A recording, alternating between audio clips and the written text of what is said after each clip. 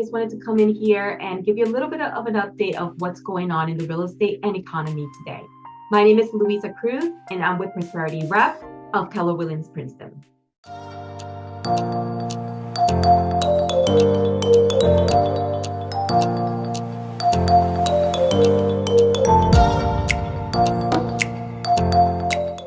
Have you heard people tell you to wait until the market crashes?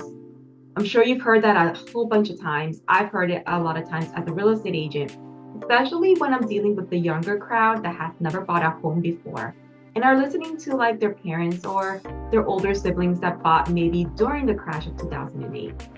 Their advice is wait until interest rates either decrease or for prices to decrease.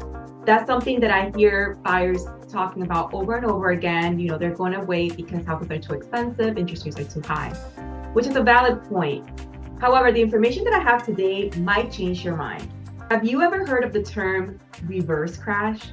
If you haven't, that is what we're experiencing right now in the New Jersey market. A reverse crash happens when interest rates increase and home prices continue to increase. Usually when interest increases, home prices decrease. But because there's historically low supply of homes on the market right now, the opposite is actually happening. We're like in this perfect little storm. Instead of homes prices coming down, they're actually still increasing. So affordability to buy is getting more and more expensive. Like we said before in a previous video, many homeowners bought with an interest rate of 6% or less. In fact, 92% of homeowners right now have an interest rate of 6% or less.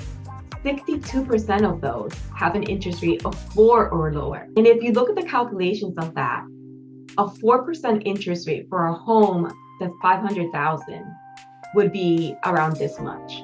For that same homeowner to buy a property for, let's say, $700,000 if they're going to move up, with interest rate as they are now, this is how much they would be paying.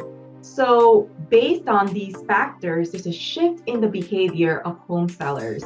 And what's happening is that they're deciding to stick with their home, even if it's too small, even if it's not a good fit for them anymore, because they're preferring to pay for that lower mortgage than go into their dream house or a bigger home that's going to fit their needs better. If that means that they're going to double or triple their payment, which makes sense, right? I mean, sometimes it's not even a factor of wanting. Sometimes it's just affordability. You know, like we said before, salaries are not catching up with this high inflation. Although I will say that New Jersey is going to increase the minimum wage to be $15.50, which is double what it was, 10 years ago. But even still, somebody that makes $15 an hour is only $30,000 a year. With $30,000 a year, you might be lucky to be able to afford a home under $200,000, which is almost non-existent in this market. 27% of homeowners would be motivated to sell if interest rates were under 5%. And 50% of homeowners would be interested to sell if interest rates went down to 4%. So the desire to move is there. The ability to do so is what is in question because of how expensive things are.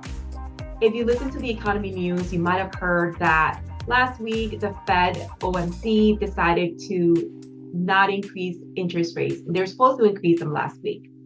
However, they do warn that this is not something that they're going to do again. They do plan to increase interest rates at least one more time by the end of the year. As of last week, the average contract interest rate for a 30-year conventional mortgage of around $700,000, which is kind of like your move-up home price range in New Jersey anyway, is about 7.41%. And that's even though interest rates were untouched. And the reason for that is because the low supply of properties actually raised the treasury yield.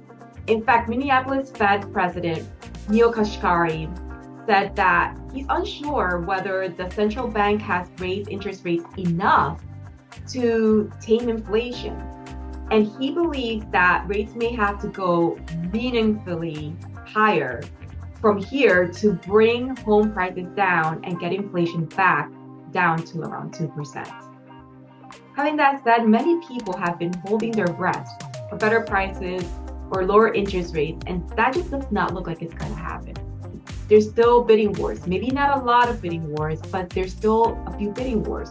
If you're going to purchase a home, 9 times out of 10, you're going to compete with at least one other person, depending on what price range you're looking at, even if the house has been on the market for several weeks, which is something that is also different from what we're used to, at least in the New Jersey metro areas. I can't speak for other states. In fact, the supply and demand imbalance is so severe that it's actually going to continue to push prices higher. So what do we do with this? It's going to sound really salesy of me, but I'll take my real estate agent hat off. This is just me being transparent with you. If you are renting right now and your desire is to bite the bullet and just buy. Because as prices increase, your window of availability is going to keep getting smaller and smaller. So like if today you qualify for a $400,000 home, when interest rates continue to increase, you're going to qualify for a $300,000 or $200,000 home. And what's happening is that those homes are smaller, in worse conditions, and there's more competition for those properties. So you're going to end up paying more for those homes anyway. So a lot of the people that I was helping, let's say last year, 6 months ago, were nervous about going in and paying over asking price. But if you talk to them today, they're thankful because interest rates have increased even a whole percent more than what they bought it for. And their home is more than likely 9 times out of 10, at least 3% worth more than what they bought it for, even 6 months ago. So if you're in a situation where you need to buy a home and you're down to the very low price point and the homes are not in great condition and that's kind of being discouraging to you, talk to us. We do have some lender programs that are helping you do the rehab or rolling the rehab cost into your loan so that you can get a contractor and get your home done to your liking, and it's all financed within the same mortgage. That's a great option for people that, maybe looking for sweat equity a little bit because the appraisal is going to be based on the home after it's remodeled than what it's worth today. So that's definitely an option that a lot of people are taking that I think is going to be the best option, especially if you're going to buy a distressed sale, which in these days are going to be very, very few foreclosures, trustee sales where the homeowner has either passed away or has left the home in a trust for their trustees to take care of, and they don't know a lot about the property and don't have the availability to make a lot of updates to the home. Those are the distressed sales of this time. And that might be the best case scenario for a lot of people. If you're a seller, I completely get it. Why raise your mortgage 2-3 times when you're comfortable where you are? But consider this. There may be programs where you can buy down the interest rate. And that is based on your job history, your credit, the equity you have in your home. Let's talk to a lender. Let's get prepared so that we can have a good plan of action in place. If you qualify for a mortgage where you can pay down the interest rates, you may be getting a deal, even if you're buying a home for a little bit more, because as of right now, it looks like home prices are going to continue to increase. So it might be still a good time for you because you're going to have equity on your home to put that equity towards another home that you're going to continue to accrue equity on. So let's talk. Everybody's situation is completely different.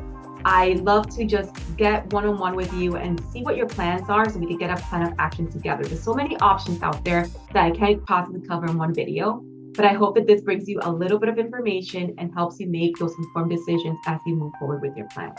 Thanks for watching and have a great month.